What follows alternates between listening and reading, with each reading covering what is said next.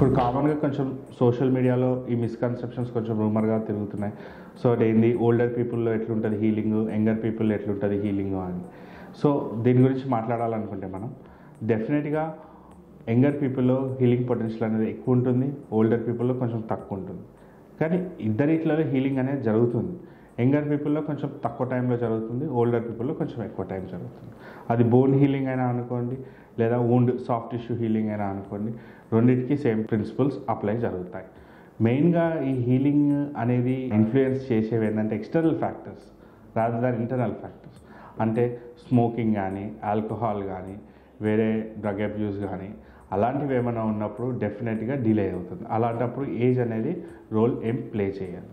So that ఇట్లాంటి wounds, ఇట్లాంటి healing ఫాస్ట్గా జరగాలి అనుకున్నప్పుడు మాత్రం కొంచెం హెల్దియర్ లైఫ్ స్టైల్ మెయింటైన్ చేసుకోవాలి.